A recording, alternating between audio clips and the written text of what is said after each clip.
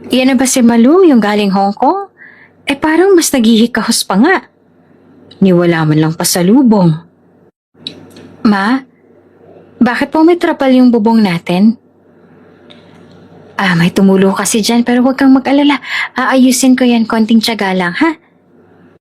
Sige po, tutulungan ko po kayo bukas. 10 taon ako nagsakripisyo. Pero para saan?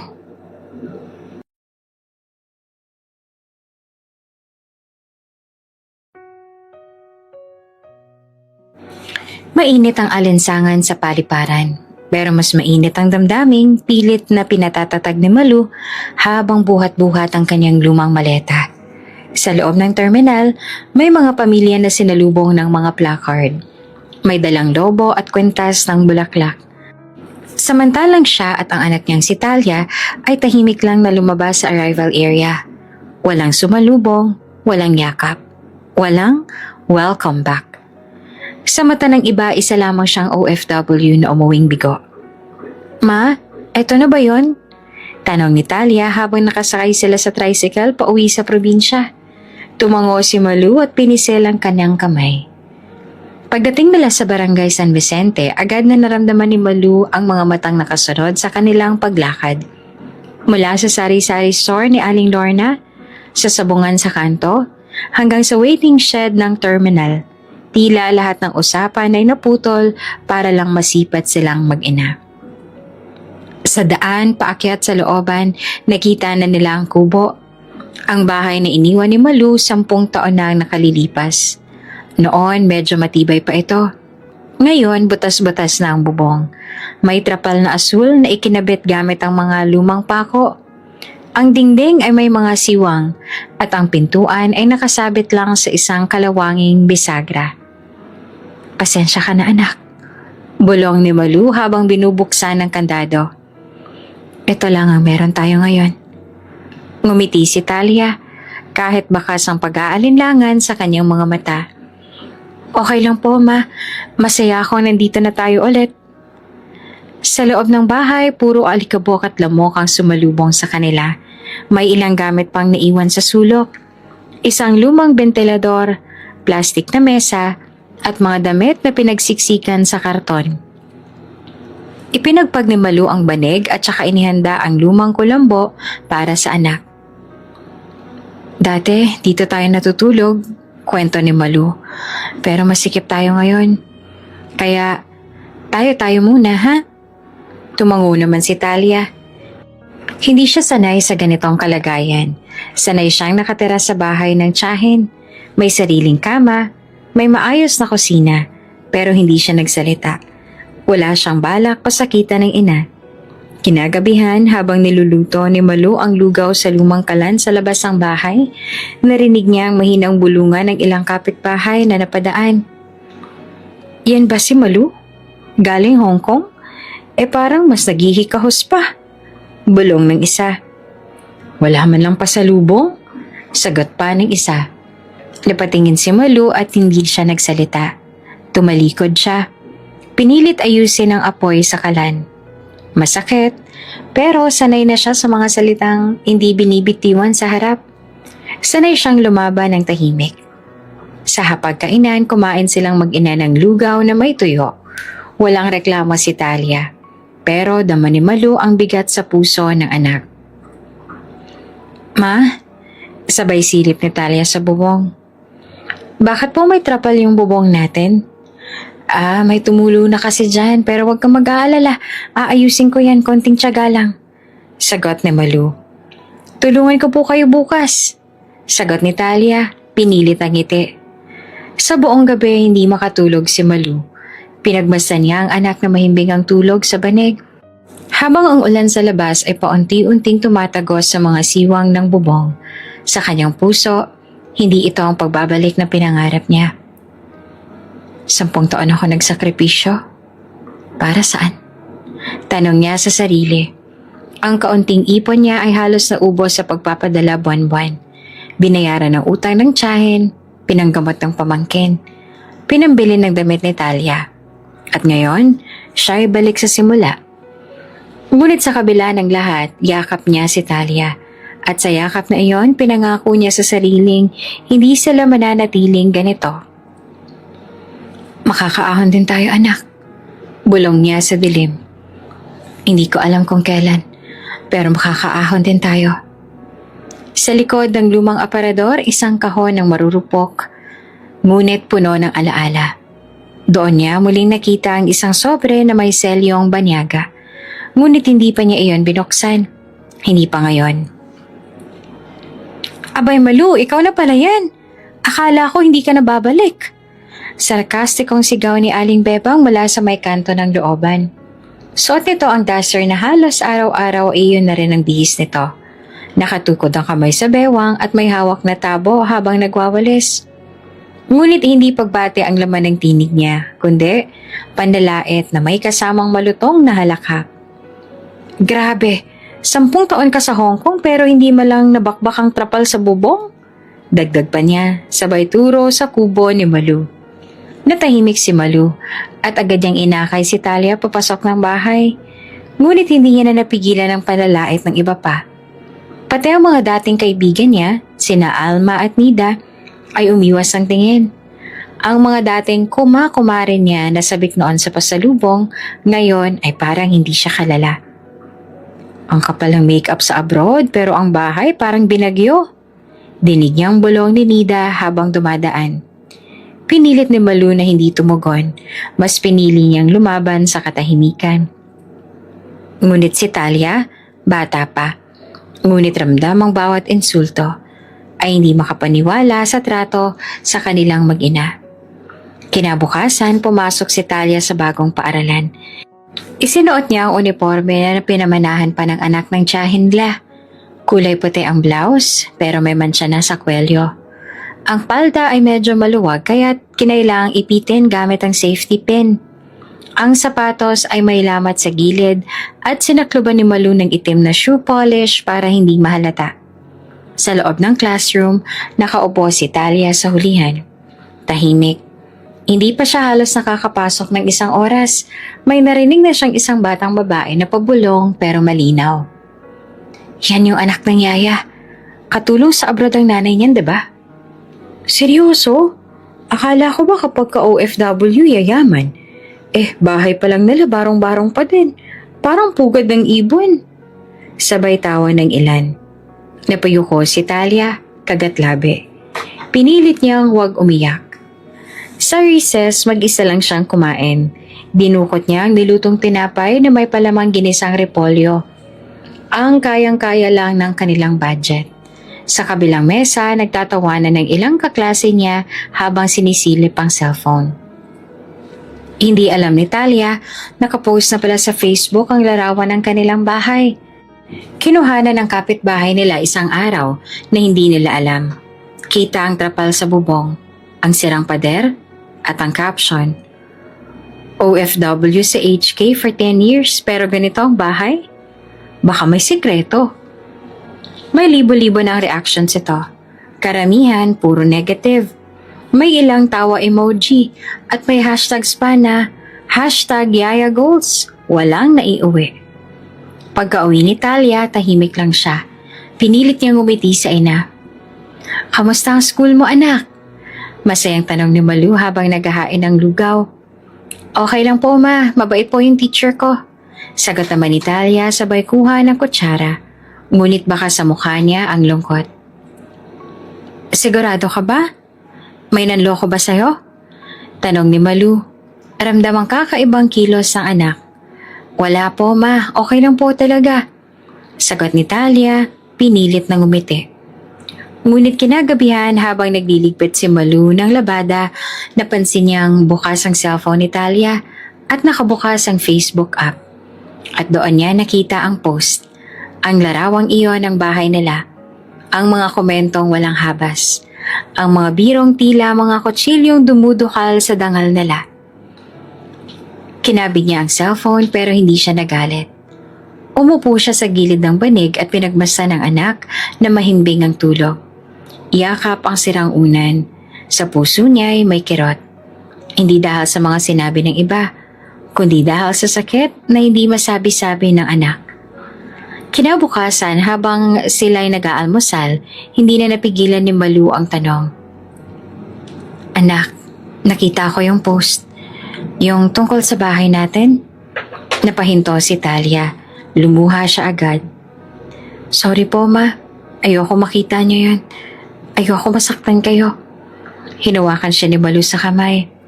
Anak, hindi mo kailangang protektahan ako. Akong iyong ina. Akong dapat na promotekta sa'yo. Napahagulhol si Talia. Tinatawag nila akong hampas lupang anak. Nangyaya. Nilalait po nila tayo ma. Hinaplos ni Malu ang buhok ng anak. Tandaan mo to, Talia. Wala tayong dapat ikahiya. Kahit maghirap pa tayo, basta hindi tayo nagnakaw. Hindi tayo nananakit ng tao. At hindi tayo nanlalait. Higit tayong may dangal kaysa sa kanila. At sa hapong yon, habang nakaupo sa gilid ng kanilang kubo, magkahawak ang kamay nilang mag-ina. Wala silang yaman, pero meron silang isa't isa. At sa puso ni Malu, isang matandang alaala ang biglang bumalik. Isang sulat na matagal niya nang kinalimutan. At tila tinatawag siyang muling buksan ito. Umaga pa lamang ay abala na si Malu sa pag-aayos sa mga gamit.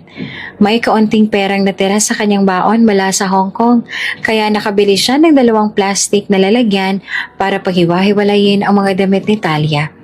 Wala silang aparador kaya kahit papaano gusto niyang magkaroon ng kaayusan sa loob ng kanilang kubo.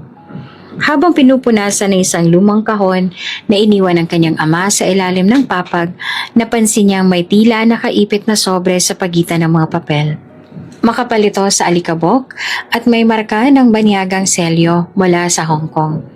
Biglang kumabog ang dibdib ni Malu. Kinuha niya ito at maingat na binuksan. May luma na itong tupi. Bahagyang naninilaw ang papel. Ngunit malinaw pa rin ang sulat kamay sa loob. Malu, sa mga taon na nagtrabaho ka sa amin, hindi ka lang naging yaya ng anak ko. Naging parte ka ng aming pamilya. Ang kabutihan mo ay hindi matutumbasan ng kahit anong halaga. Hindi ko malilimutan ang araw na iligtas mo si David mula sa aksidente sa eskwelahan. Kung hindi dahil sa mabilis mong pag-aksyon, baka nawala na siya sa amin. Sa panahong yon, hindi ko na naipakita kung gaano kaming labis na nagpapasalamat. Alam kong hindi mo inaasahan ng gantimpala. Pero kung sakaling darating ang araw na kailangan mo ng tulong, kahit anong tulong, huwag kang magdalawang isip. May utang na loob ako sa iyo na hindi ko kailanman kayang tumbasan. Mr. Zhu. Napatigil sa pagbabasa si Malu. Sa ilang saglit, parang bumalik siya sa lumipas. Ang mga araw na inaalagaan niya ang batang si David, ang anak ni Mr. Zhu. 6 na taong gulang lang noon ang bata at siya ang tumatayong pangalawang ina nito. Hindi niya makalimutan ang araw ng aksidente. Nang bigla na lang tumakbo si David sa kalsada para sundan ang laruang kotse at siyang sumagip dito bago masagasaan ng van. Nadapa siya noon at nagtamo ng galos, pero ang mahalaga, ligtas ang bata. Noong panahong ding yon, akala niya ay isang simpleng thank you lang ang matatanggap niya. Ngunit heto, isang lihim na sulat na halos nakalimutan na niya. May muling sumulpot sa panahong tila sila'y sinusubok. Inilapag niya ang papel sa lamesa at naupo. Mr. Zhu, mahinang bulong niya. Kung alam mo lang ang sitwasyon ko ngayon. Ngunit kahit nabuhayan siya ng loob ay hindi niya pinayagang agad itong lumunin ng pag-asa. Sa dami ng taon na lumipas, baka hindi na rin siya maalala. Baka patay na rin si Mr. Zhu. O baka hindi na rin itong totoo niyang address. Kaya pinili muna niyang itago ito sa ilalim ng kanyang mga gamit. Hindi pa ngayon. Kinagabihan, habang natutulog si Talia, si Malu naman ay tahimik na nakaupo sa labas ng bahay. May hawak na tasa ng kapeng barako na halos wala ng init. Nakatingin siya sa langit. Tahimik, tila ba nag-aabang ng senyales. Totoo bang may pag-asa pa silang makabangon? Wala siyang trabaho. Wala ring gustong tumanggap sa kanya. Masyado na raw siyang matanda para sa mga trabaho sa fast food at kulang naman sa edukasyon para sa opisina. Ayaw niyang masayang ang kaunting perang naiuwi niya. Pero paano? Bumalik sa isip niya ang mga salitang nakasulat sa liham. kapag kailangan mo ng tulong. Ngunit may tanong din siyang bumabagabag. Karapat-dapat pa ba siyang humingi ng tulong? Nakakahiya. Hindi siya sanay na humingi. Buong buhay niya nagtitiis at lumalaban siyang mag-isa. Kinabukasan maaga pa lang ay naglaban na siya ng mga damit ng gamit ng lumang batya. Habang kinukusot ang damit ni Talia, napansin niyang napupunit na ang laylayan nito. Parang sinasalamin ng mga hiblang iyon ang unti-unting pagkakalagot ng kanyang pensensya at pag-asa. Hindi ako susuko, bulong niya. Kailangan ako ni Talia. Sa loob ng kubo, naroon pa rin ang sobre ni Mr. Zhu, nakapatong sa ibabaw ng lumang radio. Hindi pa niya tinatanggap ang tulong. Pero alam niyang malapit na ang araw na kakailanganin niya itong hawakan muli. Hindi bilang kahinaan, kundi bilang ina na handang lumuhod kung kailangan para sa ikabubuti ng kanyang anak. At sa araw na iyon ang magiging simula ng isang panibagong kabanata. Umuulan ng mahina ng umagang iyon, pero mas malakas ang pagbuhos ng lungkot sa dibdib ni Malu habang muling binigo ng panahon ang kanyang mga plano. 3 araw na siyang paikot-ikot sa bayan. Hawak ang mga kopya ng kanyang resume na pinasa niya sa karinderya, sa laundry shop at isang bagong bukas na supermarket. Ngunit paulit-ulit ang sagot. Pasensya na po ma, may nakuha na po kaming mas bata. Opo, magandang karanasan niyo sa abroad pero yung hinahanap po namin, flexible at energetic daw, sabi ng HR.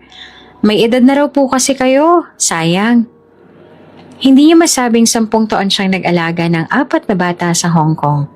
Gumigising ng alas 5 ng araw-araw at natutulog lang ng 4 na oras. Hindi sapat ang karanasan kung edad ang pinanghahawakan ng lipunan. Pag-uwi niya ng hapon, nadatnan niyang malungkot si Talia sa banig. Pawis na pawis sa tila, giniginaw. Anak, okay ka lang? Agad siyang lumapit at hinawakan ng noo ng anak. Mainit. Napakainit. Ma, parang ang bigat ng katawan ko. Hindi na siya nag-aksaya ng oras. Tumakbo siya sa pinakamalapit na butika at bumili ng paracetamol gamit ang natitirang barya. Hindi niya na naibili si Talia ng gatas ng araw na iyon. Lugaw lang ang kanilang hapunan. Kinabukasan, hindi bumaba ang lagnat ni Talia. Nilalabasan na ito ng pawis pero nanginginig pa rin. Hindi makakain, namumutla, nanlalambot. Gusto na sana ni Malu na dalhin siya sa health center, ngunit wala na siyang pamasahe. Hindi siya makautang sa mga kapitbahay dahil una, walang naniniwalang makakabayad siya. At pangalawa, walang gustong makipag-usap sa kanya mula nang bumalik sila. Umupo siya sa gilid ng papag. Hawak ang kamay ng anak. Kinakabahan. Walang alam sa medikal, walang akses sa doktor. At unti-unti na ring nawawala ng pag-asa. Nilingon niya ang sobre mula kay Mr. Zhu na ngayon ay inilagay niya sa lumang altar sa ibabaw ng radyo. Doon ito nakapatong mula nang mabasa niya ito. Hawak-hawak niya iyon, tila nag-aalinlangan. Sisigaw ba ako ng tulong? Aasa ba ako sa sulat na matagal nang lumipas? Ngunit pagtingin niya kay Talia na nanginginig sa init, saglit na nawala ang kanyang pride. Hindi na mahalaga kung gaano siyang kababa sa tingin ng ibang tao. Hindi na mahalaga kung sasabihin na lang nagmamakaawa siya. Ang mahalaga, mailigtas niya ang anak. Gabing-gabi na nang isulat niya ang liham. Maingat ang kanyang letra. Halos nanginginig ang kamay habang sumusulat sa papel na pinunit mula sa dating notebook ni Talia. Mahal kong Mr. Zhu, pasensya na po kung ngayon lang ako nagsulat. Ako po si Malu, ang dating yaya ni David, ang inyong anak. Ilang taon na rin ang nakalipas. Hindi ko po alam kung matatanggap niyo pa ang liham na to o kung nasa Hong Kong pa rin kayo. Nagdesisyon po akong humingi ng tulong. Hindi para sa sarili ko kundi para sa anak ko. Siya po si Talia, 12 taong gulang. Kasalukuyan po siyang may sakit. Wala po akong trabaho ngayon at wala na rin kaming sapat na pera para sa gamot o pagpapagamot. Hindi ko po layong manghingi, pero nabasa ko pong muli ang sulat ninyo. At sa pagkakataong to, Umaasa akong hindi niyo pa rin ako nakalimutan. Kahit anong tulong po, kahit gabay o payo ay malaking bagay na po para sa amin. Maraming salamat po sa oras ninyo. Lubos na gumagalang, Malu A. de los Reyes. Kinabukasan dinala niya ang sulat sa post office sa bayan. Bago ipasok sa sobre, hinalikan niya ito at pinisilang mariin. Parang dasal. Parang huling pag-asa. Mabilis ang tibok ng puso niya habang pinapadala ito. Hindi niya alam kung matatanggap, kung babasahin, o kung may tutugon. Ngunit alam niyang ginawa niya ang tama. Bilang ina, bilang tao. Pag-uwi niya sa bahay, halos mawala na siya ng lakas. Ngunit pinilit pa rin niyang pakainin si Talia ng mainit na sabaw.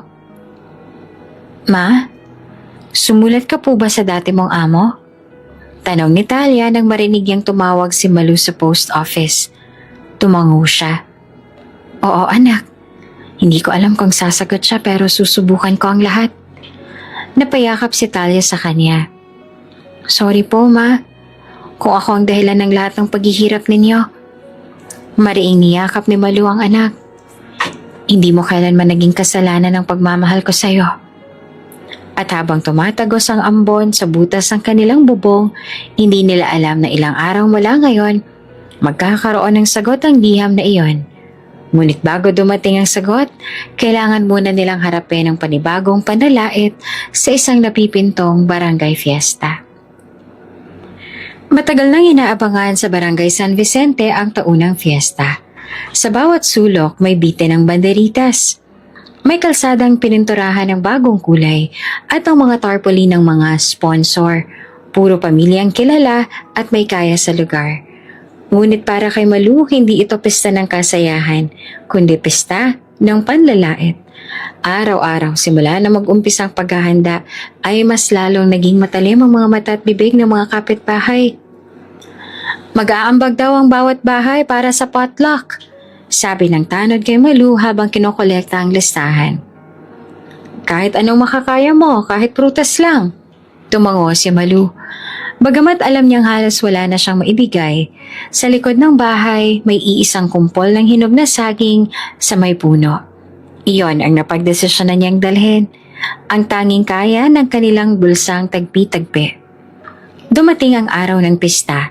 Ang buong basketball court ay puno ng mga lamesang may lechon, pansit, lumpia, spaghetti at mga trays ng cake na pinalamutian ng kulay rosas na icing.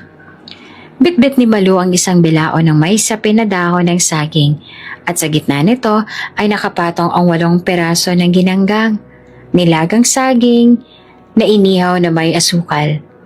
Habang naglalakad siya papunta sa lugar ng handaan, narinig na naman niya ang hindi niya kailanman nakalimutang boses. Ay, ayan na si Yaya, nakabilaon ng ginanggang, ang sosyal! Malakas na sigaw ni Aling Bebang, sabay hagikik ng ilang kapitbahay. Wow naman, baka naman imported yung saging, galing pa yung Hong Kong! Sabat naman ni Alma, habang hawak ang tray ng lumpiang Shanghai. Nako, kung ganyan lang din pala ang uuwian mo, bakit pa nag-abroad? Sabay-sabay ang tawa ng mga naroon. Hindi na umimik si Malu. Maingat niya inilapag ang bilao sa pinakahuling mesa, kung saan naroon ang mga pagkaing walang label. Para sa mga hindi kilala, para sa mga hindi VIP. Si Talia naman ay nakaupo sa isang gilid ng court, hawak ang plastic na baso ng tubig. Pinagmamasdan ng lahat.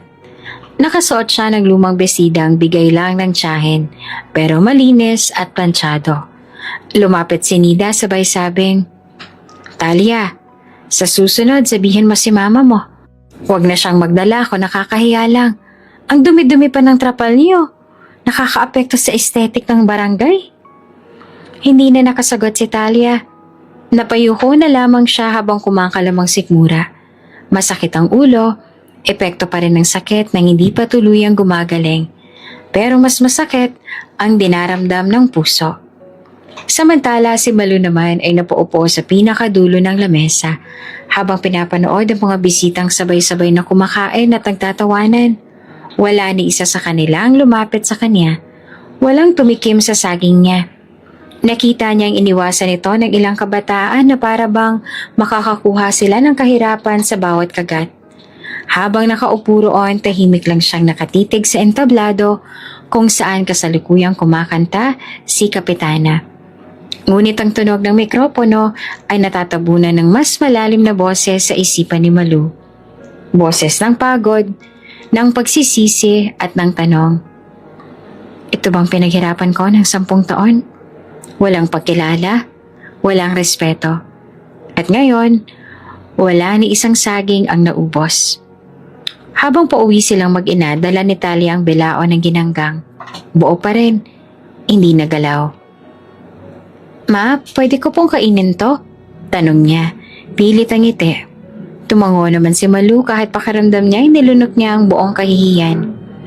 Habang naglalakad sila pauwi sa looban, napansin nilang muli ang ilang kapitbahay na nakaupo sa bangketa. Nagtatawanan habang nakatingin sa kanila. Isa sa mga ito ay may hawak na cellphone. Tila ipinost pa ang larawan ni Malu habang bitbit ang kanyang ginanggang. #Iyaya Goals. Dinig ni Malu bago sila lumiko. Tahimik lang siya habang inilalakad si Talia pauwi. Ngunit sa likod ng kanyang isip, tila may apoy na unti-unting naglalagablab. Hindi siya galit sa kanila. Galit siya sa sarili. Sa sarili niyang pagtitimpi. Sa matagal niya ng pagpapakumbaba. Ngunit higit sa lahat, natatakot siya. Na baka ito na ang kahihinatnan ng kanilang buhay habang buhay. Pagdating nila sa kubo, agad siyang pumasok sa loob at kinuha ang sobre ng sulat ni Mr. Zhu. Ito ang duplicate na pinirmahan ni David noon at iniwan sa kanya. Hawak niya ito ng mahigpit, parang huling sandata. Hindi pa rin niya sigurado kung sasagot ito pero may kakaibang pakiramdam siyang hindi niya maipaliwanag. Bukas, siya ay magugulat dahil may darating at hindi iyon saging. Tanghaling tapat, umaalinsangan ng paligid at ang mga tambay sa tapat ng tindahan ni Aling Lorna ay nagsisilong sa ilalim ng trapal. Sabay-sabay nagkakwentuhan tungkol sa kung sino raw may utang pa sa Fiesta Fund. Pero bigla silang natahimik nang may sumulpot na kakaibang tanawin sa makitid na kalsada ng barangay. Isang itim na SUV, makintab, tinted at may banyagang plaka. Ang dahan-dahang pumarada sa harap ng kubo ni Malu, parang eksena mula sa pelikula. Wala pang ganitong kotse na nagawi sa looban. Ano yun? May naligaw? Tanong ni Aling Bebang habang nag-aayos ng sinampay. Baka raid yan. O baka artista. Sabat naman ni Alma na nakasilip sa kortina. Bumukas ang pinto sa harapan. Bumaba ang isang matangkad at mestisong lalaki. Nakasuot ng long sleeves at slacks. May dala itong papel sa kamay. Saglit siyang tumingin sa paligid. Tapos ay lumapit sa mga nagkakagulong kapitbahay. Excuse me po, sabi ng interpreter na kasama niya. Hinahanap po namin si Malu de los Reyes. Lalong lumaki ang mata ng mga chismosa. Si Yaya Malu? Yung galing Hong Kong? Bakit siyang hinahanap? May utang ba yan? Baka may kaso. Isa-isang napatingin ng mga tao sa direksyon ng kubo. Tumahimik ang buong paligid. Tila nawala ng hangin ng barangay. Malu! May naghahanap sa'yo! Tawag ni Aling Bebang, sabay kumpas ang kamay. Mula sa loob ng kubo, lumabas si Malu. May hawak pang basang-basahan. Suot ang lumang duster na pahinto siya sa pintuan at nagtataka. Po, ako po si Malu. Lumingon ang banyagang lalaki sa kanya. Sandaling parang hindi siya makapaniwala. Saka unti-unting lumapit. Yaya Malu? Sabi nito sa Ingles. Tinig na puno ng kaba at emosyon. Nanlaki ang mga mata ni Malu. Hindi na kailangan ng paliwanag. Ang hugis ng mukha, ang mata, ang tinig. David! Isang pangalan lang na nabanggit niya. Pero sapat na iyon para mapaungos ang hininga ang mga tao sa paligid. Nagkatinginan sila habang ang iba ay nagve-video gamit ang cellphone. Wala ni isa ang makapaniwala na ang anak ng kanyang among incheck na si David, ang batang inalagaan ni Malu noon, ay narito ngayon sa harap niya. Binata na at mukhang may pinatunguhan na sa buhay. Ngumiti si David at lumapit pa. "Matagal ko kayong hinanap," sabi niya sa bahagyang putol-putol na Tagalog. Hindi pa rin makapagsalita si Malu. Tuluyan siyang napaluha. Saksi ang buong barangay nang dahan-dahang lumapit si David at mahinahong niyakap ang dating yaya. Walang ingranding linya, walang dramatikong music. Pero ang eksenang iyon, isang banyagang lalaki na yumayakap sa isang hamak na babaeng nilait nila, ay sapat para patahimikin ang lahat. Pumasok si David sa loob ng bahay. Kasunod si Malu at si Talia na gulat din. Nakaupo sila sa maliit na mesa habang si David ay pinagmamasdan ang bawat sulok ng bahay. Ang lumang trapal sa bubong, ang sirang pader at ang maliit na kalan sa gilid. "You still live here?" tanong ni David. Tumango si Malu. Nahihiyang ngumiti. "Oo, wala na akong ibang mapuntahan." Sorry po, I didn't mean to offend." Sagot naman ni David. Hindi pa rin may proseso ni Malu ang lahat. Paano siya nahanap ni David? Paano siya nakarating dito? "Your letter?" Sabay turo ni David sa interpreter. Agad na bumalikwas ng tingin si Malu. "Letter? Iyan ba ang sulat kay Mr. Zhu?" Bago pa niya may tanong, muli nagsalita si David. "May dala po akong kailangan kong ipasa sa inyo. Bukas. Pero gusto ko munang makita kayo. Gusto kong malaman kung okay pa kayo." Wala pa ring binanggit si David tungkol sa kanyang ama. Wala pang binigay na sulat. Tila sinadya niyang i-delay ang revelasyon. Ang dami mang gustong itanong ni Malu kung kamusta na ang kanyang among si Mr. Zhu, kung anong trabaho ni David, at kung bakit siya narito ngayon, ay pinili niyang manahimik muna at hayaan ng katahimikan ang magsalita. "Gusto mo ng kape?" alok niya. Tumango si David. "Gusto ko ng lugaw, tulad nung dati." Ngumiti si Malu, habang si Talia ay nananatiling nakaupo, pinagmamasdan ng binata. Sa kanyang isipan, isang tanong ang paulit-ulit. Sino ba talaga ang lalaking to? At ano ang dalang pagbabago niya sa buhay nila? Sa labas ng bahay, nag-umpukan ng mga tao. Sabi ko na nga ba, may tinatago yang si Malu. Baka mayaman yan ngayon. Anak pa ng incheck ang dumalaw. Dati-dati, ginanggang lang ang dala sa fiesta. Ngayon, may bisita ng dekotse. Pero sa halip na sumagot si Malu o lumabas para magyabang, nanatili lang siyang tahimik kasama ang anak. At si David na tila may dalang lihim. Bukas, malalaman niya ang dahilan ng pagbisita at ang sulat na iyon ay babago sa lahat. Tahimik ang umagang iyon. Hindi tulad ng dati na ang mga manok at tambay ang ingay sa looban, may kakaibang katahimikan sa paligid ng kubo ni Malu. Sa loob, tahimik ding nag-aalmusal ang mag-ina. Si Malu, tila hindi pa rin makaget over sa nangyaring muling pagkikita nila ni David. Si Talia naman, abala sa pagtingin sa notebook habang kinakain ng mainit na lugaw. Makalipas ang ilang minuto, may mahinang katok sa pinto. Bumukas ito at pumasok si David. May suot na simpleng polo at daladalang envelope. "Good morning po," bati niya, may bahagyang ngiti. "Pwede po ba tayong mag-usap sandali?" Tumango si Malu at inuupo siya. Si Talia naman ay nagpaalam muna at lumabas ang bahay upang bigyan sila ng espasyo. Muling nanahimik ang paligid habang pinagmamasdan ni David ang loob ng bahay. Hindi ito malaki. Hindi rin kompleto sa gamit. Pero naramdaman niya agad ang init ng tahanan. Sa gitna ng kahirapan, may dignidad ang bawat sulok. Kinuha ni David ang envelope at inaabot ito kay Malu. "Ito po ang liham na iniwan ng papa ko. Sabi niya personal ko raw dapat ibigay sa inyo kung sakaling matagpuan ko kayo." Kumalabog ang dibdib ni Malu. Marahan niyang binuksan ang envelope at sa loob nito ay naroon ang isang sulat na isinulat sa matikas na Chinese style na papel, ngunit nakasalin sa Ingles. Binasa niya ito ng dahan-dahan. Malu, kung binabasa mo ito, ibig sabihin ay wala na ako.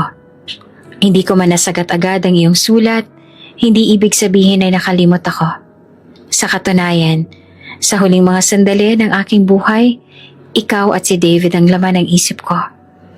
Hindi ko kailanman makakalimutan ang kabayanihan mo. Iniligtas mo ang anak ko at binigyan ng pagkakataong mabuhay muli ang aming pamilya. Ikaw ang yaya, oo. Pero higit pa roon, isa kang bayani. Isa kang ina. Ang aking anak na si David ang magpapatuloy sa aking pangako. May utang akong hindi ko kailanman mababayaran. Ngunit sana kahit papaano, maparamdam naming mag-ama ang aming taos-pusong pasasalamat. Huwag mong ituring itong utang na loob. Ito ay isang pagkilala sa iyong kabutihan, sa iyong sakripisyo, sa iyong puso. Maraming salamat, Malu. Ikaw ay isang inspirasyon. Mr. Zhu. Hindi na napigilan ni Malu ang kanyang luha. Tahimik lamang siyang nakaupo, iyakap ang sulat habang ang kanyang katawan ay nanginginig. Patay na si Mr. Zhu? Tanong niya kay David sa boses na halos hindi marinig. Tumango si David. A month ago, before he passed, he made a promise to look for you. I don't know where to begin until we trace the return address from your letter. Hindi ko malang siya napasalamatan. Bulong ni Malu, puno ng panghihinayang. Ngunit hindi pa doon natapos si David. May ipinag-utos po siya, Yaya.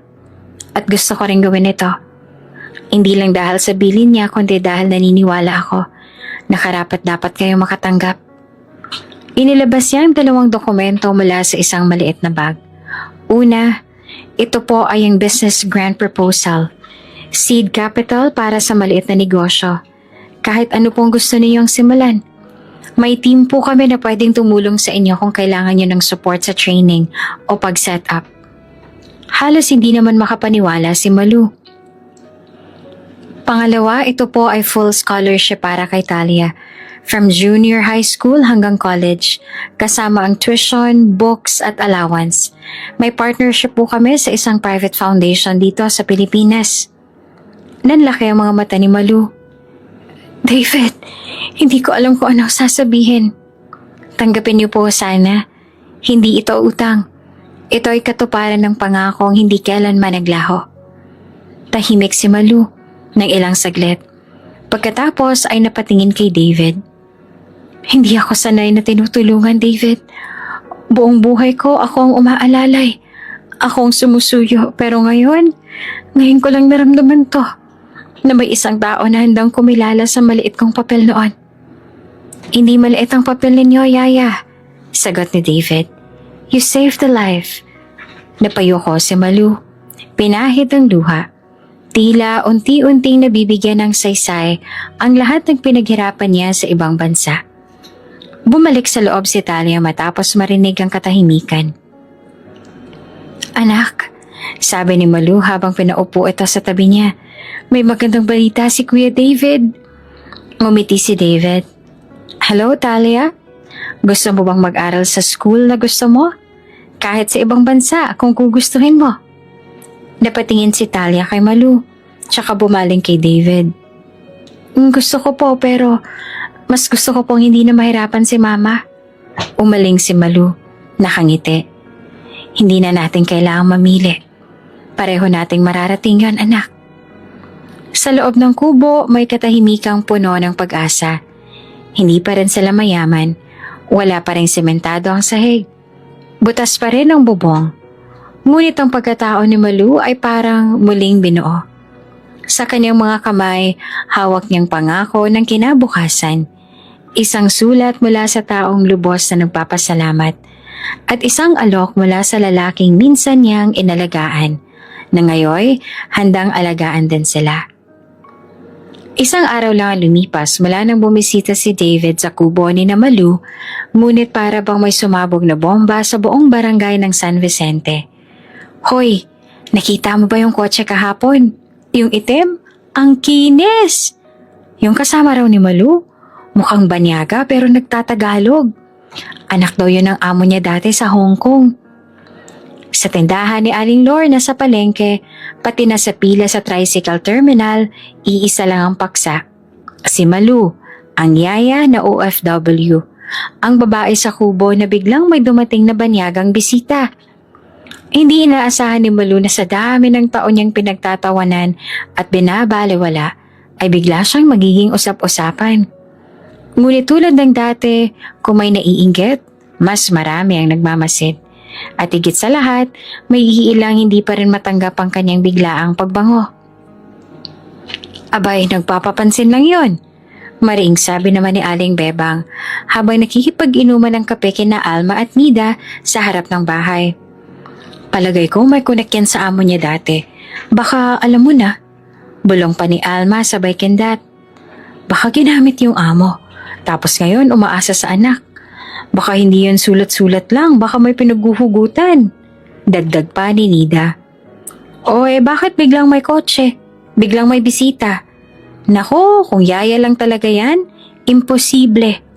Sabay-sabay silang nagtawanan. Sa kabilang dulo ng barangay, si Mang Celso, isang matandang tanod ay nakausap ang ilan pang residente. Hindi ko alam ha, sabi niya habang nag-aayos ang walis tingting.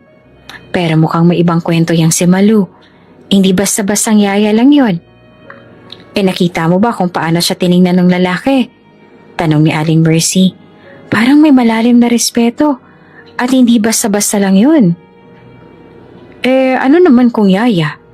Kahit yaya may pusong kayang magmahal. At baka yan pa ang dahilan kung bakit binalikan siya. Sabat pa ni Mang Celso. Sa unang pagkakataon, may naglalaban ng 2 panig sa barangay. Ang mga dating sanay manlait at ang mga ngayon ay nagsisimula ng magduda sa mga pandalait. Sa loob ng kanyang kubo, si Malu ay nananatiling tahimik. Hindi siya aktibo sa social media. Wala siyang pakialam kung ilang tao ang nag-uusap tungkol sa kanya. Ang mas iniintindi niya ay kung paano niya gagamitin ng tama ang pagkakataong ibinigay sa kanya ni David. Sa isang sulok ng mesa, naroon ang mga dokumentong dala ni David, ang business grant, ang scholarship papers ni Talia. Para kay Malu, ito na ang simula ng pagbabagong matagal niyang ipinagdasal. Ngunit hindi rin niya maikakaila na unti-unti niyang naririnig ang mga bulong sa paligid. Totoo raw na may binigay na pera? Baka binuntis niya yung amo. Baka hindi totoo yung scholarship na yan Sa simula, pinilit niyang palampasin. Ngunit sa araw-araw na paglalakad niya sa palengke, ramdam niya ang mga matang tila sumusukat at mga labi na kunwaring humingiti pero may kasamang pang-uuyam. Isang hapon, habang bumibili siya ng gulay, nilapitan siya ni Aling Bebang. Uy, Malu, nakita ko yung pogi mong bisita ha? Ani Bebang, palihim na nakangisi. Galing pa raw sa abroad? Aba, bilib kami sa'yo pakilala mo naman. Kaibigan lang ng dati kong amo. Sagot ni Malu ng mahinahon. Kaibigan lang? Aba, mukhang espesyal ang tingin sa'yo Di ba Alma? Sabat ni Nida na dumating na rin. Wala po akong intensyong magpakasikat. Sagot ni Malu. Dumating lang siya para tuparin ang pangako ng yumaong amo ko. Yun lang ba talaga? Tanong ni Bebang, sabay taas ang kilay. Ngunit hindi na nagpa-apekto si Malu. Bit-bit ang supot ng gulay, tahimik siyang umalis. Hindi niya kailangang ipaliwanag ang sarili sa mga taong walang balak makinig. Samantala, sa mga kabataan sa barangay, iba ang usap-usapan ng umiikot. Si Ate Talia daw, scholar na. Baka makapag-aral pa siya sa ibang bansa. Galing parang teleserye lang. At sa mga nanay na dating wala lang kay Malu, may ilan na nagsisimulang lumapit. Malu, totoo ba? Pwede rin po kaming matulungan ng foundation na yan? May feeding program ka raw na balak. Pwede ba akong mag-volunteer? Paano mag-apply sa scholarship? Ngunit sa kabila ng mga lumalapit na may pag-asa, naroon pa rin ang ilan na pilit naghahanap ng bahid. Ano ba talagang pinagmulan ng lahat ng yan? Hindi kaya may tinatago talaga siya? Sa isang gabi, habang nakahiga si Malu sa banig at yakap si Talia, tahimik niyang tinanong ang sarili. Kaya ko pa ba? Tama ba ang desisyong tanggapin ng alok ni David? Makakaya ko bang harapin ang mga susunod na intriga? Sa dilim ng gabi, tanging sagot ay ang mahigpit na yakap ng anak. Ma, bulong ni Talia, kahit anong sabihin nila, proud ako sa'yo. At sa simpleng salitang yon, mula siyang tumindig sa loob. Sa labas man, may nagsisimulang gumuho sa inggit. Sa loob ng kanyang puso, may bagong pondasyong itinatayo. Matibay, totoo, at may pakpak ang hustisya. Maaga pa lamang ay muling bumisita si David sa kubo ni Malu. Bitbit niya ang ilang dokumento at isang malaking envelope na may logo ng foundation ng kanyang ama. Nakasuot siya ng puting polo at maong. Simpleng bihis pero halatang formalidad ng intensyon. Magandang umaga po, Yaya. Bati niya habang iniaabot ang maliit na bouquet ng bulaklak kay Malu. David, sagot naman ni Malu na bahagyang nagulat. Hindi mo naman kailangang mag-abala. Hindi po to abala. Pasasalamat lang po, sagot naman ng binata. Umupo silang muli sa loob ng bahay. Si Talia ay naglalabas sa likod. Marahang umaawit habang ginukusot ang mga lumang damit nila. Kinuha ni David ang envelope. Nakaprepare na po ang grant fund. Ihahanda na lang ang bank transfer sa pangalan ninyo. Gusto po naming simulan kaagad. Tahimik si Malu. Ilang segundo siyang hindi umiimik. Bago marahang tumayo at inilapag ang envelope sa mesa. David, wika niya. Salamat ah. Sobrang salamat. Pero hindi ko ito matatanggap. Napakunot ang noon ni David. Hindi niyo po tatanggapin ang grant?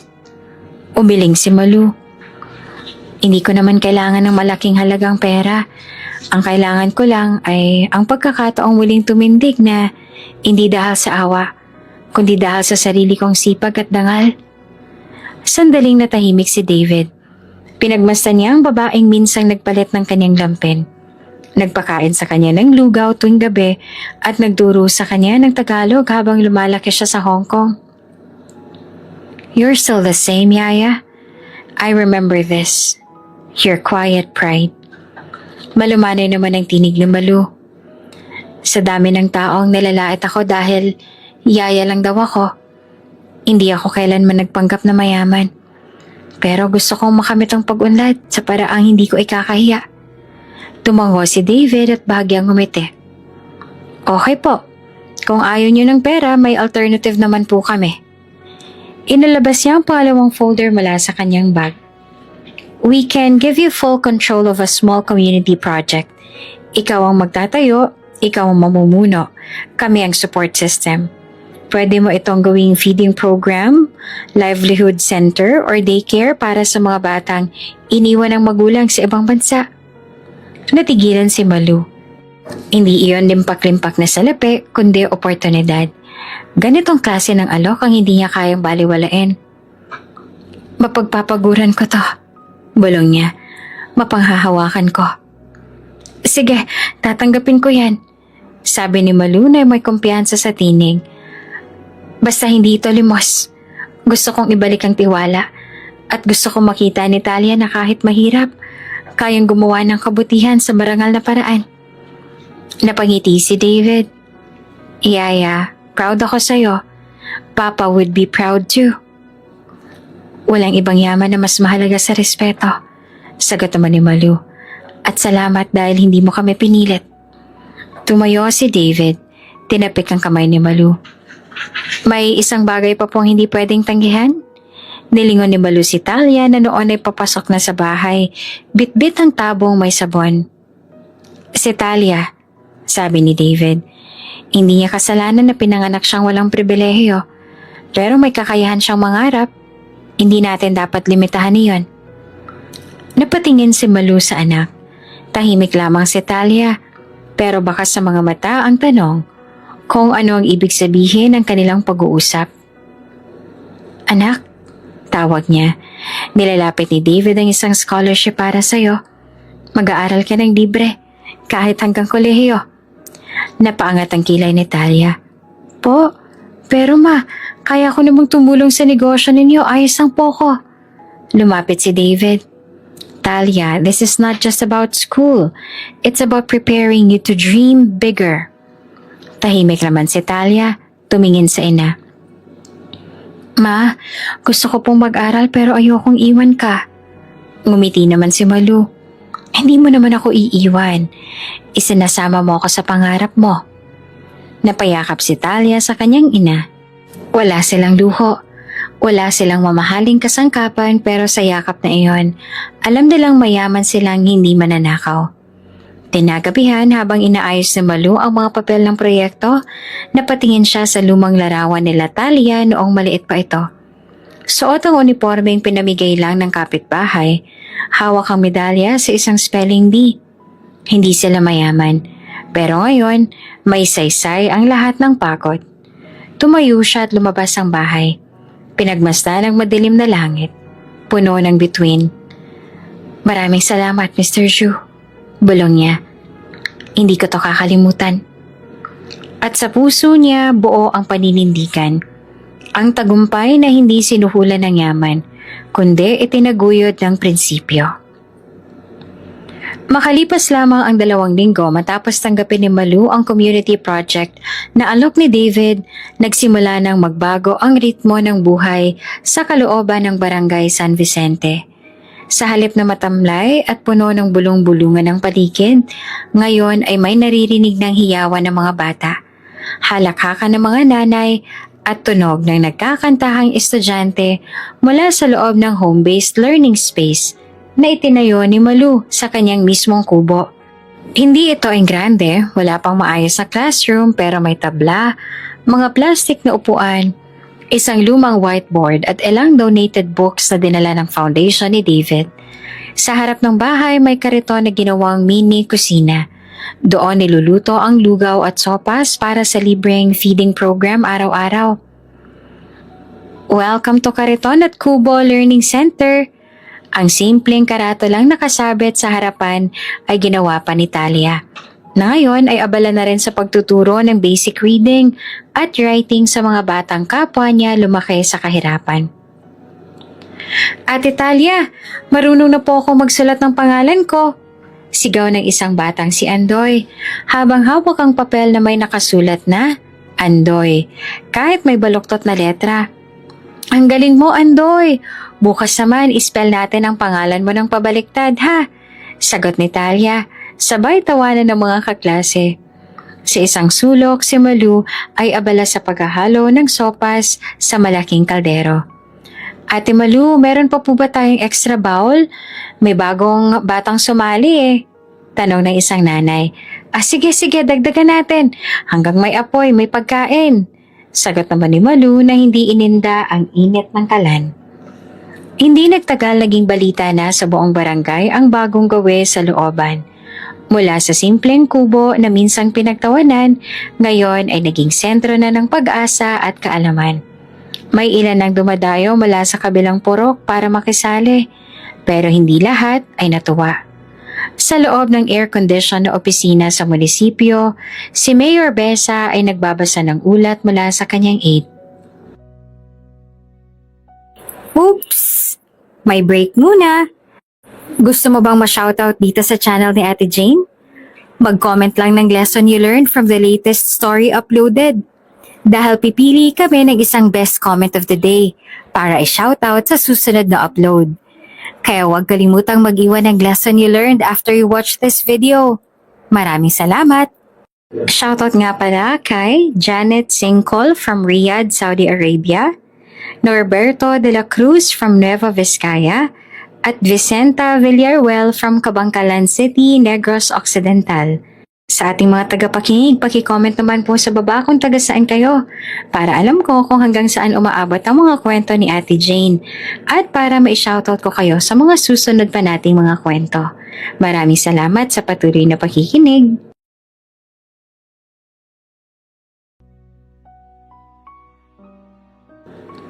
Mayor, wika ng aide.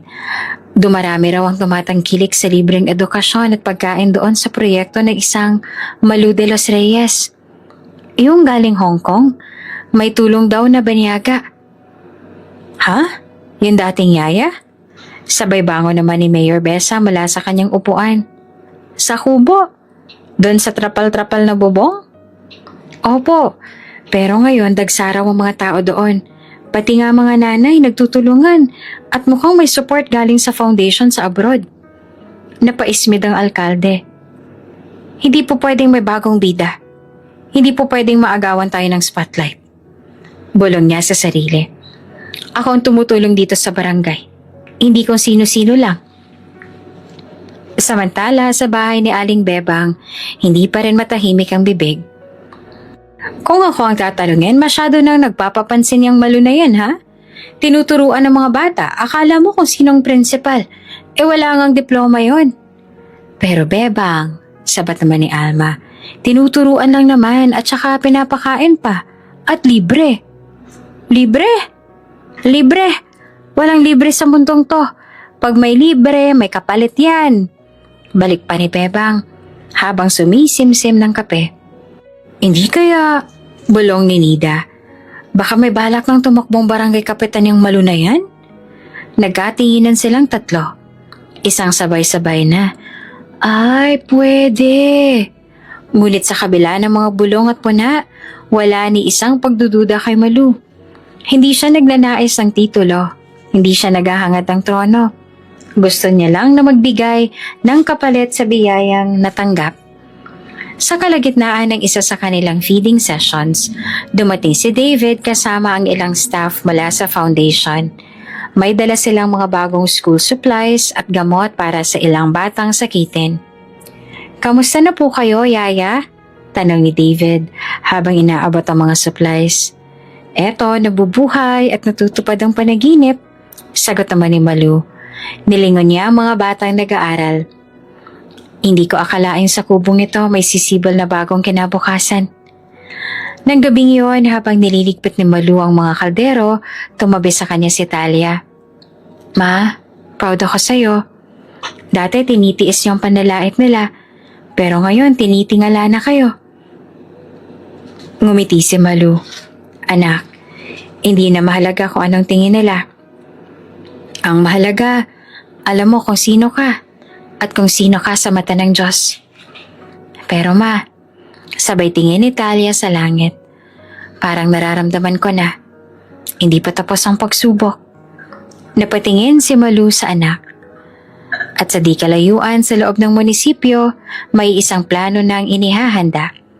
Isang balak na hindi niya layuning tumulong, kundi sirain ang sumisikat na pag-asa sa likod ng isang kubong tagpi-tagpi. Halos isang buwan ang lumipas mula nang simulan ni Malu ang feeding program at home-based learning center sa ilalim ng programang Kariton at Kubo. Sa bawat araw na lumilipas, dumadami ang mga batang natututo, mga magulang na tumutulong, at mga kapitbahay na unti-unting nabubura ang dating pangungutya. Ngunit ang hindi alam ni Malu sa isang opisina sa Makati ay may isang lihim na ginagawang hakbang si David. David, sigurado ka ba sa nomination na to? Tanong ng kanyang assistant habang ipinapasa ang form online. This is not charity. This is justice. Sagot ni David. Kung may taong karapat-dapat i-represent ang resilience ng silent workers sa Southeast Asia, si Yaya iyon. Ang award, Asia Community Catalyst Award, isang taunang parangal para sa mga individual na nakapag-ambag sa grassroots development sa kanilang bansa. Inilakip ni David sa kanyang nomination ang ilang larawan ni Malu habang nagtuturo sa mga bata, nagluluto ng sopas at nagbibigay ng values talk sa mga nanay. Kalakip rin ang testimonial ng ilang dating kasambahay na na-inspire sa kanyang kwento. Makalipas ang 2 linggo, isang sulat mula sa Asian Civic Leadership Foundation ang dumating sa Barangay San Vicente. Hapon niyon, abala si Malu sa paglalampaso ng sahig ng learning area nang may humintong puting van sa tapat ng kanilang bahay. Bumaba ang 3, isang babaeng naka-corporate attire, isang cameraman at isang lalaking may hawak na mic at tripod.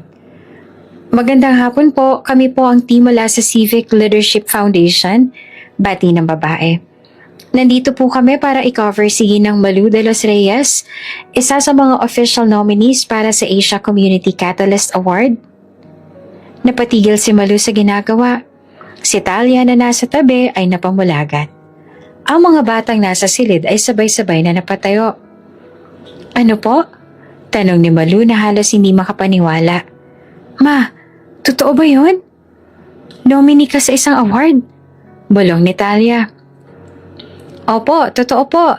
Kami po mismo ang pumili mula sa shortlisted na inirekomenda ng isang international partner na si Mr. David Zhu. Sa loob ng halos isang oras, kinuhanan ng footage ang feeding program. In-interview si Malu habang naglalagay ng sopa sa bangkok ng mga bata. Ginang Malu, ano po nagtulak sa inyo para magsimula ng ganitong proyekto? Tanong ng host. Dahil alam ko po ang pakiramdam ng walang makain at dahil nakita ko kung paanong isang lugaw lang ay kayang magparamdam ng pag-asa. Sagot niya diretso, walang paligoy-ligoy. May nauna na po ba kayong karanasan sa community work? Bilang yaya sa loob ng 10 taon sa ibang bansa, natutunan ko ang pinakamahalagang tungkulin ay ang mag-alaga. At ang pag-aalaga, hindi dapat natatapos sa 4 na sulok ng bahay. Dapat umaabot sa komunidad. Habang nagsasalita si Malu, hindi niya namalayang naiiyak na pala ang babaeng tagapanayam. Pag-alis ng media team, agad kumalat ang balita sa buong barangay. Si Malu? International awardee? Hindi ako makapaniwala. Yung dating pinagtatawanan natin? Naku, proud na proud ako. Kapitbahay ko yun. Ngunit syempre, hindi mawawala ang ibang tunog. Ay nako, baka scripted lang yan. Baka connection lang yan ng banyagang lalaking yon. Eto na yun oh, election move na to. Di ba gustong tumakbo niyan? Ngunit kahit ano pang sabihin ng iba, hindi na iyon mahalaga kay Malu. Kinagabihan habang nagsasampay ng labada, tinawagan siya ni David sa cellphone. Yaya, congrats! Alam ko pong hindi niyo gusto ng atensyon, pero ito hindi para sa inyo lang. Para ito sa lahat ng katulad ninyong tahimik na lumalaban. David, sagot ni Malu, salamat pero hindi ko pa rin talaga lubos na matanggap. Ako, nominee? Opo, pero higit pa doon. Isa kayong inspirasyon. Natahimik si Malu. Sa gitna ng kadiliman ng gabi, napatingin siya sa langit. Kung may matutulungan man ang kwento ko, kahit isa lang, sapat na yon. Sa araw na yon, isang luma at butas-butas na kubo ang kinuhanan ng larawan. Isang ina ang kinuhanan habang pinapahira ng bimpo ang isang batang may lagnat. Isang dating yaya ang kinunan habang nagsusulat ng alpabeto gamit ang chalk sa isang sirasirang blackboard. At ang mga larawan na iyon kinabukasan ay headline na sa social media. Former OFW turned community hero. Nominee for Asia's Most Inspiring Citizen. Sa baba ng artikulo, caption ng isang larawang kuha mula sa tapat ng kaniyang bahay. Hindi mo kailangan ng mansyon para magsimula ng pagbabago. Minsan, sapat na ang kariton, kubo at puso. Linggo ng hapon, tila mas mainit pa ang hangin kesa karaniwan sa Barangay San Vicente. Pero hindi dahil sa panahon. Mainit ang paligid dahil sa isang Facebook post na mabilis na kumalat sa bawat group chat ng mga taga-barangay. Kilala niyo ba si Malu de los Reyes? Yung ginagawang bayani? Akala niyo ba mabait? Paano kung sabihin ko sa inyo na nilandi niya ang among in-check sa Hong Kong at nagnakaw pa bago umuwi? Attached, isang lumang larawan ni Malu habang may dalang bata sa Hong Kong. May caption na, hindi lahat ng mabait, malinis. Gawa-gawa ito ni Aling Bebang gamit ang isang fake account na may pangalang Joyce L. Nako, ayan na, tinatamaan na sa kasikatan. Bulong ni Nida habang nakikipagkape sa harapan ng bahay ni Bebang. Alam mo kasi, pag sobrang nagpapaka-inosente, mas may tinatago, sabat ni Alma. Nakangisi si Bebang habang nakaabang sa mga bagong shares at comments sa kanya na peking post. Gusto lang niyang magpaawa. Kung alam lang ng lahat kung paano niya ginamit ang amo niya noong nasa Hong Kong? Ani Bebang. Kaya pala binalikan siya, no? Baka'y anak niya yan doon. Dagdag pa ni Nida. Yaya? Kabit? Baka nga hindi pa talaga yaya yan. Baka kinalabit lang ng amo para makalusot. Sabay hagikika nilang tatlo. Sa social media mabilis umani ng komento ang post. Grabe, nakakagulat to ah. Mukhang tahimik pero may tinatago pala. Paawa, effect lang pala lahat ng ginagawa niya. Sayang, akala ko pa naman inspirasyon siya. Sa umpisa tila isang simpleng post lamang. Pero sa mga mata ng taong sanay yurakan ng dangal ng kapwa, sapat na iyon para sirain ang reputasyon ng isang gaya ni Malu. Hindi alam ni Malu ang nagaganap. Abala siya sa pagpapakain ng mga bata sa kanilang feeding program at pagkatapos ay nagtuturo sa ilang ina ng basic bookkeeping para sa binubuong kooperatiba. Ngunit pagsapit ng hapon, pag-uwi ni Talia mula sa tindahan, dala nito ang kaba sa mata. Ma, bulong niya, may kumakalat tong masamang post sa Facebook tungkol sa inyo. Napahinto naman si Malu sa pagsasampay. Ano yun? Ipinakita ni Talia ang screenshot. Binasa niya. Mabagal. Bawat salita ay parang tinik na tumutusok sa kanyang dibdib. Nanginginig ang kanyang kamay. Hindi dahil sa galit, kundi dahil sa pangungulila, sa katarungan. Pagka-uwi ni David kinagabihan upang i-check ang progreso ng proyekto, nadatnan niyang tahimik si Malu sa harapan ng kubo. Hawak ang cellphone ni Talia. Yaya, may problema ba? Hindi agad nakasagot si Malu. Tiningnan lamang niya si David tsaka iniabot ang cellphone. Tahimik, mabigat ang katahimikan. Binasa ni David ang post. Halata sa kanyang muka ang pagkagulat. Ngunit sa halip na magalit, napakuyom siya ng kamao. Galing to sa barangay ninyo? Tanong niya. Tumango si Malu. Gawa-gawa lang nila. Lahat ng yan. Wala ni katiting na katotohanan. Napatingin si David sa paligid. Naroon ang ilang kapitbahay na tila may balak lumapit, ngunit agad ding umiwas ang tingin. Hindi tayo papatol, David. Sanay na ako sa panlalait nila. Ani Malu.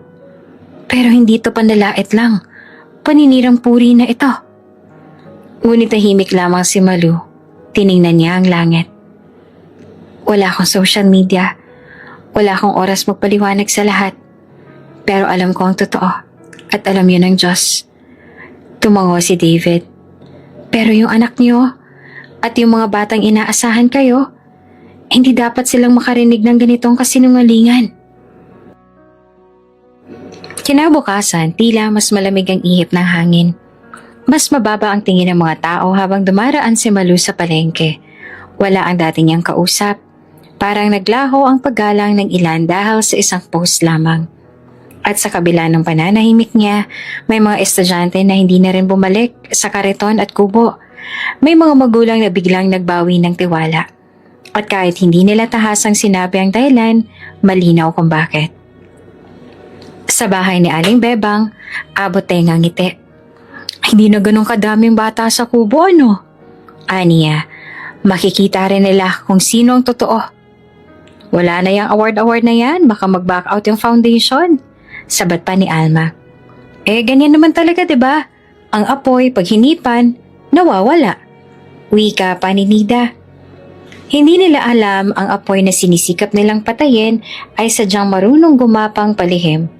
Hindi ito lilipad agad. Pero pagdating ng tamang oras, susunugin ito ang kasinungalingan. Isang araw matapos kumalat ang paninirang post, dumating si David sa barangay hall. Kasama niyang isang matikas na lalaki na nakaitim na blazer.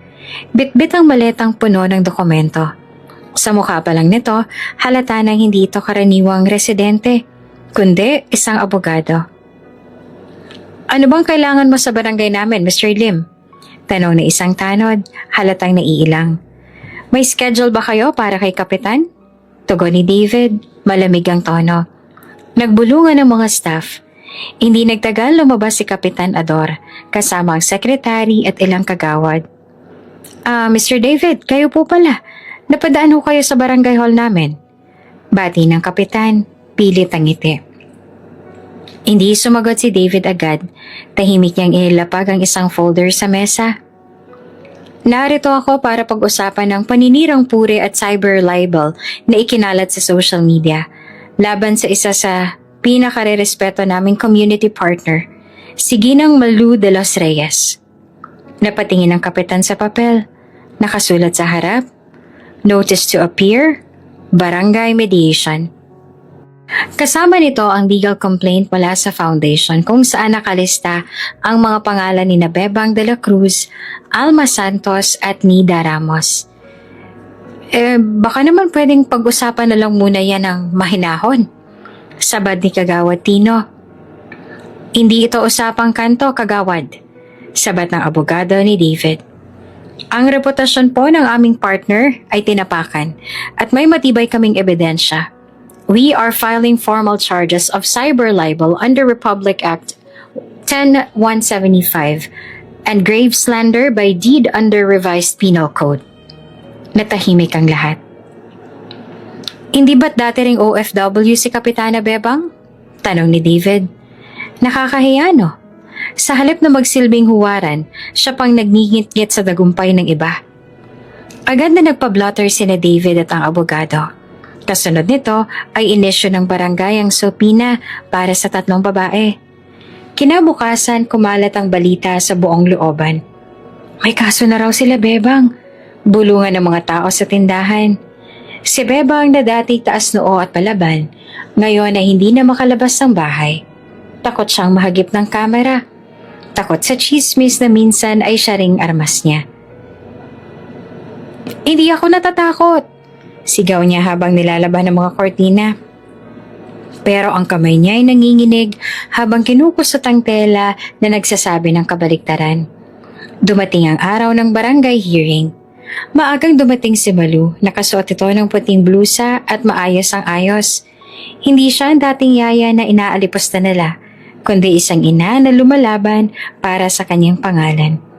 Kasunod niya si David at ang abogado. Sa kabilang mesa, tahimik si Bebang. Katabi niya sina Alma at Nida. Parehong hindi makatingin kay Malu. Bukas na po ang barangay hearing sa mga involved parties. Ani Kapitan Ador. Ang layunin natin ay magkaroon ng pagkakasundo kung maaari. Tumayo ang abogado. Walang reconciliation kung walang pag-amin. May screenshot kami ng post. May witness kami na si Bebang ang nagpakalat. Ang dalawang ito, sina Alma at Nida, nag-share at nagkomento pa ng masama. May mga log file kami. Napayuko si Bebang. Wala po kaming masamang intensyon. Bulong niya. Nagbibiro lang po. Cyber libel is not a joke. Sabat ni David. You ruined a woman's name. A mother. A person who only wanted to help. Bumaling si Kapitan kay Malu. Ginang de los Reyes, kung kayo po ay handang magpatawad, baka pwede nang... Ngunit tumayo si Malu. Tahimik at diretso ang tingin. Kapitan, wala po akong galit. Pero hindi rin po ako pipikit na lang sa ginawa nila. Hindi lang po pangalan kong nasira. Pati pong programa para sa mga bata. Ang tiwala ng komunidad at ang tiwala ng anak ko. Tumango ang abogado. Ipagpapatuloy namin ang kaso kung hindi magsusumite ng public apology at tatanggap ng community service bilang kapalit ng pagbawi ng reklamo. Nanatiling tahimik ang tatlo. Hanggang sa huli, si Alma ang unang bumigay. Pasensya na po, Malu. Nadala lang kami. Nainggit lang po yata talaga. Wala po kaming ebidensya. Napaniwala lang kami sa chismis. Sumunod naman si Nida. Oo nga po, hindi na po mauulit. At si Bebang na pinaka tumatapang noon ay napahikdi sa harap ng lahat. Patawad po, hindi ko po inaakalang ganito kalaking epekto. Saktan niyo na ako pero huwag niyong ipatapon sa kulungan. Tahimik ang buong barangay hall. Sa unang pagkakataon nakita nilang hindi lamang pala si Malu ang matatag, kundi makatarungan din. Sa labas ng hall habang pauwi na, tinanong siya ni David. Masaya ka na ba, Yaya? Ngumiti si Malu. Hindi lang masaya, pero may ginhawa. Kasi alam ko, hindi na lang ako ang yaya sa kubo. Ako na ang ina na hindi tumitiklop para sa pangalan at para sa anak. Lumipas ang ilang buwan, akala ng barangay ay tapos na ang lahat. Tahimik ang looban, wala nang ingay mula sa bahay ni Namulu. Ngunit sa likod ng katahimikang iyon, isang bagong yugto ang binubuo, malayo sa paningin ng mga mapanghusga. Isang umaga, muling yumanig ang looban. Hindi dahil sa away ng kapitbahay, hindi dahil sa chismis, kundi dahil sa pagbalik ni David Lim. Hindi na naka-jeep o sedan, kundi may kasamang entourage ng sasakyan, SUV, van at 2 bodyguard. Nagtakbuhan ng mga bata. Sumilip sa bintana ang matatanda. Si David yun, diba? Yung anak ng among incheck ni Malu. Bakit ang dami niyang kasama? Ano na naman yan? Sa gitna ng gulat, lumabas si Malu mula sa kanilang kubo. Maayos ang kanyang suot, barong style blouse at paldang itim. Hindi bago pero planchado at malinis. Ngumiti si David. Yaya, handa ka na ba? Handa saan? Tanong naman ni Malu bagamat may kabang dibdib. Lumapit ang isa sa mga assistant ni David. May hawak itong sobre. Ito po ang official appointment letter mula sa headquarters. Simula ngayong buwan, kayo na po ang Regional Director for Luzon ng Helping Hands International Foundation. Nanginig ang kamay ni Malu habang binabasa ang sulat. Hindi siya makapaniwala. Hindi naman ako graduate ng kolehiyo. Pero graduate ka sa buhay, Yaya, ani David. At yun ang kailangan namin. Yung mga taong may puso at karanasan. Ikaw ang pinili ng tatay ko bago siya pumanaw. Sabi niya, I trust Malu with my legacy. Hindi pa natatapos ang balita. May isa pa akong sorpresa, dagdag naman ni David. Lumapit siya kay Talia na noon ay nahihiyang lumabas ang bahay. Talia, handa ka na bang maglakbay? Napakunot noo si Talia. Saan po? Inalahad ni David ang isa pang sobre. Sa loob nito ay isang official invitation mula sa International Youth Writers Summit sa Singapore. Si Talia ay isa sa 5 batang pinili mula sa buong Pilipinas para katawanin ng bansa. Napaluha si Malu. Paano nangyari to? Isa sa mga judge ang nakabasa ng sanaysay ni Talia na ipanasok niya sa isang online contest. Hindi natin alam pero siya pala ang highest score sa buong batch. At simula ngayong taon, gusto nilang i-feature ang mga batang mula sa grassroots. Sa araw ng biyahe, nagsimulang mag-impake ang mag-ina. Wala silang mamahaling gamit, wala ring maleta. Ang damit ni Malu ay hiniram lang sa isang pinsa ni David. Ang sapatos ni Talia ay pre-love mula sa dating scholar ng foundation. Ngunit kahit borrowed ang lahat, hindi matatawaran ang kanilang ngiti at dignidad. Pagdating nila sa airport, nakatanggap sila ng VIP assistance. May nakasulat pa sa welcome board. Welcome, Miss Malu de los Reyes and daughter, Talia, Philippine delegates. Hindi naman makapaniwala ang mga taga-barangay na makita sa TV at social media ang balita. Ang babaeng pinagtawanan nila noon, ang batang tinawag nilang anak ng yaya, ngayon ay bitbit na ang pangalan ng bansa sa ibang bayan. Sa loob ng eroplano sabay na sumandalang mag-ina. Unang beses nilang lumipad. Unang beses din parang lumipad sa puso ni Malu. Hindi dahil sa eroplano, kundi dahil sa pagkakataong pinaghirapan at hindi pinulot. Ma, bulong ni Talia, buti hindi ka sumuko. Kung sumuko ako anak, hindi mo mararating ito. Niyakap ni Talia ang ina. Hindi na mahalaga kung kubo pa rin ang kanilang inuuwian. Hindi na rin mahalaga kung luma ang damit o kung walang aircon ang bahay. Sapat na ang katotohanang mula sa putik ng pangungutya, may sumibol na bulaklak ng tagumpay. Muling kinutya sila Malu. Direktor, sa kubo na butas-butas? Ngunit biglang dumagundong ang langit, may paparating. Sa pagbabalik ni na Malu at Talia mula sa Singapore, tahimik silang bumaba ng tricycle.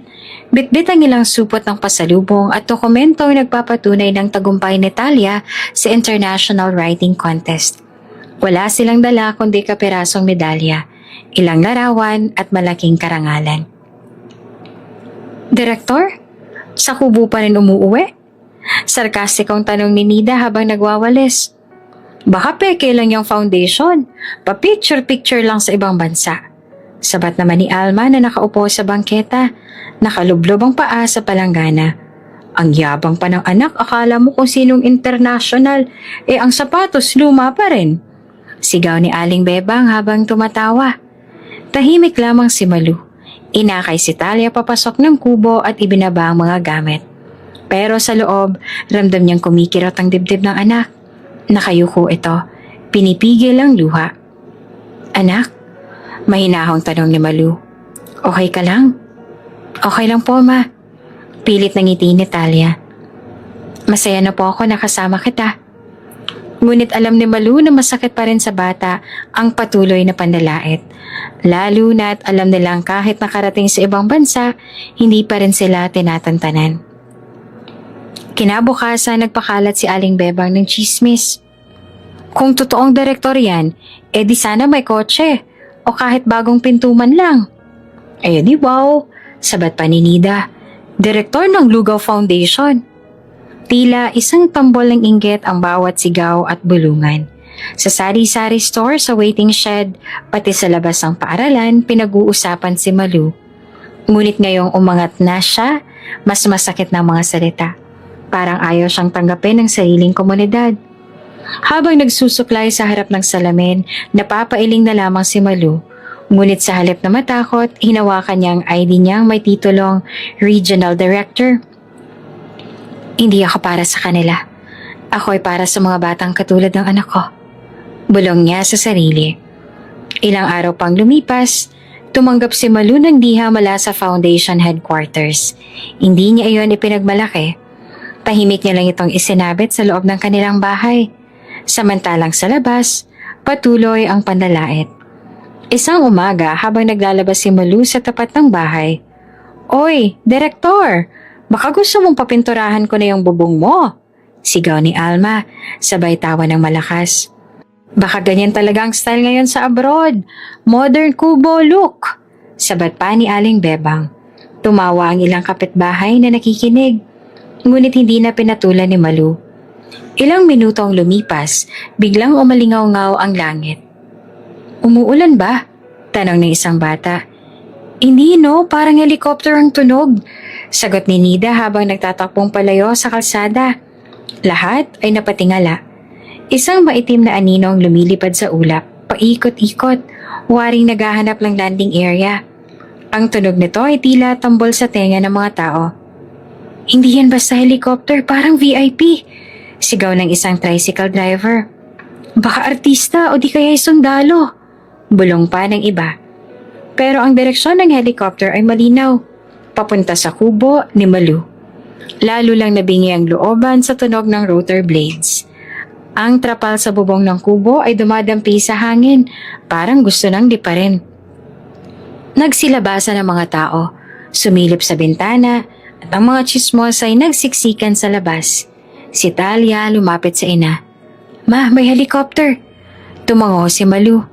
Hindi man niya alam ang eksaktong dahilan ng paglapit nito, alam niyang ito na ang simula ng pagbabago. Hindi pa ito bumababa. Wala pa, ngunit naririnig na ito ng buong barangay. At sa gitna ng tambol ng inggit, isang malakas na tanong ang sumisigaw sa isipan ng mga kapitbahay. Sino ba talaga si Malu? Tumigil ang mundo ng buong barangay nang ang helicopter ay unti-unting bumaba sa mismong harap ng tagpitakbing kubo ni Malu. Ang hangin mula sa rotor ay nagdipara ng alikabok. Pinalipad ang mga sinampay ni Aling Bebang at pinatalsik ang takip ng kaldero ni Nida. Sa tapat talaga ng kubo bababa? Gulat na sigaw ng isang tambay. Maaari ba may artista dyan? Bulong naman ni Alma habang mabilis na nagsusuklay. Ngunit ang buong atensyon ng lugar ay napako sa harap ng kubo. Kay Malu na tahimik lamang, pinipigilan ng panginginig ng tuhod habang yakap si Talia. Bam! Tumigil ang makina ng helicopter. Lahat ay napatingin. Bumukas ang pinto. Isang lalaki ang bumaba. Matangkad, bihis na bihis, may suot na itim na salamin. Sa kanyang mga kamay may hawak na makintab na plake at sobre. David! Halos sabay na sigaw ni Malu at Talia. Lumapit si David na nakangiti at tila walang pakialam sa dami ng matang nakatingin. Malu, sabi niya habang iniaabot ang plake. Ngayong araw, pinaparangalan ka ng International Humanitarian Alliance. Dahil sa iyong pagsisilbi, sakripisyo at integridad, ikaw ay kinikilalang Outstanding Woman in Community Upliftment. Napasingha pang buong barangay, si Talia napaiyak sa tuwa. Hindi makapaniwala si Malu. Nanginginig ang kanyang mga kamay habang iniaabot ang plake. David, totoo ba ito? Hindi lang yan, dagdag pa ni David habang iniaabot ang sobre. Nakapaloob dito ang titulo ng isang bagong bahay sa city. Fully furnished para sa inyo ni Talia. Hindi ito bilang limos kundi bilang pagkilala sa halagang hindi matutumbasan ng pera. Tahimik ang paligid. Ang mga kapitbahay na dati palaging may komentaryo, ngayon ay hindi na makatingin ng diretsyo. Ang mga bibig na sanay sa chismis ngayon ay tikom na. Si Nida napalunok. Si Alma parang hindi na makakilos. Si Aling Bebang namutla. Taga-Hubo, Direktor, bulong ng isang ale. At may bahay na sa syudad ngayon? Sagot ng isa, takot na takot. Pero si Malu hindi nagyabang. Yumuko siya at yumakap kay David. Salamat. Hindi ko akalaing aabot sa ganito ang sulat kong iyon. Hindi ito para sa akin, David. Para ito sa mga ina, sa mga yaya, at sa lahat ng kagaya ko na iniisip ng iba'y wala ng saysay. Tumulo ang luha ni David habang nakatingin sa kanya. Ang ama ko ang may utang sa'yo. Ako lang ang tagapaghatid ng kanyang pangako. Habang ang mga taga-barangay ay nagtitipon sa labas ng bakuran, sinenyasan ni David ang security team. May inilabas silang malalaking kahon mula sa helicopter. May nakasulat na Foundation Relief and School Kit Donations. Para po sa mga bata sa barangay, paliwanag ni David. Sabi ni Malu hindi lang dapat siyang makinabang. Muling bumalot ang katahimikan. Ngunit sa loob ng katahimikang iyon, tila may tunog na lumalakas. Ang pagkamatay ng inggit at pagbangon ng respeto. Sa gilid, si Aling Bebang ay napaupo na lamang sa bangketa. Hawak ang panyo, pinagpapawisan. Hindi ko akalaing totoo pa lang lahat. Akala ko nagpapanggap lang, sabi pa ni Alma. Hindi pala nagpapansin. Talagang may pinagdaanan. Tugon ni Nida, bahagyang napahiya. Nilingon sila ni Talia, ngunit hindi nagsalita. Mas pinili niyang umalalay sa kanyang ina na hawak pa rin ang plake. Tila hindi naman makapaniwala sa kinatatayuan. Habang ang helicopter ay naghahanda ng umalis muli, nagsimulang magpalakpakan ng ilang mga kabataan sa barangay. Go, Tita Malu! Ang galing mo po! Salamat po sa libreng merienda araw-araw! At sa wakas, sa unang pagkakataon si Malu ay ngumiti ng buong buo. Hindi dahil sa plake o sa bahay o sa parangal, kundi dahil sa dignidad na muli niyang napatunayan. Sa harap ng mga taong minsang nagmaliit sa kanya. Mainit ang sikat ng araw nung araw na iyon. Mataas ang langit at masiglang kumakaway ang mga bata sa labas ng kubo ng Pag-asa. Si Malu ay abala sa kusina, nagluluto ng lugaw para sa feeding program. Si Talia naman ay nasa tabi, tinutulungan siyang mag-ayos ng mga gamit para sa klase ng mga bata sa hapon. Kapwa nila hindi alam na iyon na pala ang huling umagang magkasama silang tatawa, mag-uusap at magkakape. Anak, ibili mo nga ako ng kaunting itlog sa tindahan ni Aling Merly. Wika ni Malu habang pinupunasan ng pawis sa noo.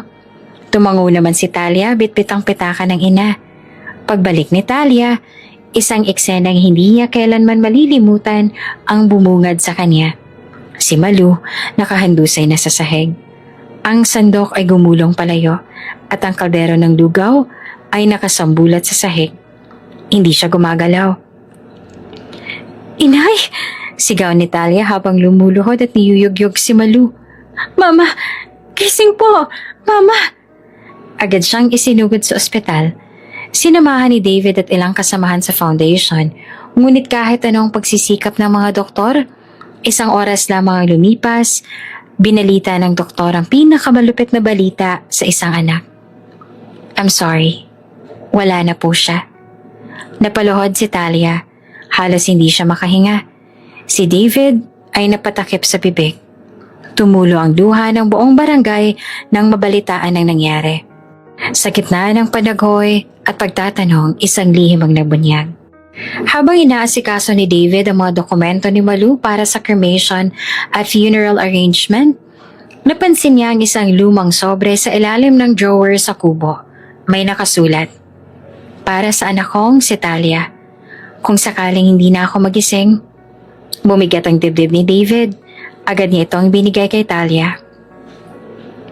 "Mahal kong anak, kung nababasa mo ito, malamang wala na ako. Pasensya ka na kung hindi ko nasabing maaga pa lang. Ginawa ko na ang desisyong ito. Noong panahong halos wala na tayong makain at hindi ko alam kung mabubuhay ka pa. Ibinenta ko ang isang kidney ko para maipambili ng gamot mo. Wala akong pinagsisihan, anak. Kasi kahit anong sakit, kahit anong hirap, basta maligtas ikaw, handa akong mamatay araw-araw." Dumating man ang tulong mula kina Mr. Zhu at David, huli na, pero hindi ko yun itinuring na malas. Itinuring ko itong paalala na hindi tayo kailanman pinabayaan ng langit. Mahal na mahal kita, anak. Lumaban ka lang lagi. Ituloy mo ang sinimula natin. Maging kabutihan ka sa mundo at huwag mo sanang sumbatan ang sarili mo. Mama. Halos mapunit ang liham sa pagkakahigpit ng yakap ni Talia habang umiiyak. "Mama, bakit hindi mo sinabi? Bakit tiniis mo lahat ng mag-isa?" Lumapit si David at niyakap siya. "Ang nanay mo, Talia, isa siyang bayani.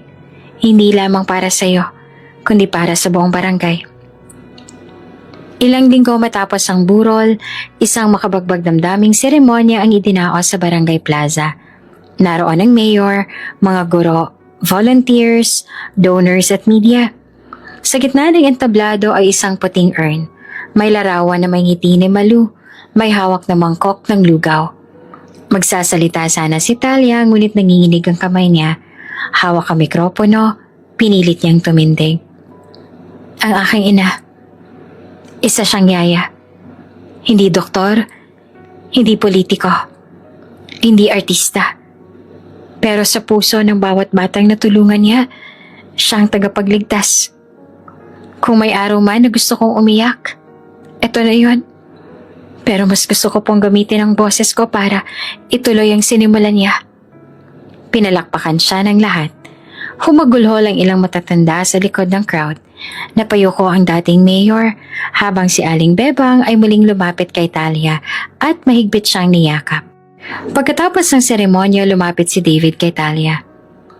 "Gusto ko sanang ipagbigay alam na isa sa mga plano ng foundation ay pangalanan ng bagong gusali ng regional center sa pangalan ni Malu." Nagulat si Talia. "Totoo po?" "Oo, tatawagan nitong Malu House of Hope. Isang shelter para sa mga solo parents at mga batang walang kakampi. At ikaw, Talia, ikaw ang unang direktor nito. Kung gusto mo." Naiyak si Talia. Ngunit ngayon, hindi lamang dahil sa lungkot, kundi dahil sa pagmamalaki. Sa huling gabi ng pananalangin para kay Malu, tahimik si Talia sa kubo. Nakatingin siya sa langit. Sa kanyang palad ay ang lumang singsing na iniregalo noon ni Mr. Zhu kay Malu bilang pasasalamat. "Salamat, Mama. Hindi mo lang ako pinalaki. Pinalaya mo rin ako sa takot. Isa kang alamat." At sa sandaling yon, tila kumislap ang isang bituin sa langit. Para bang sinasabi ng langit, "Narinig ko."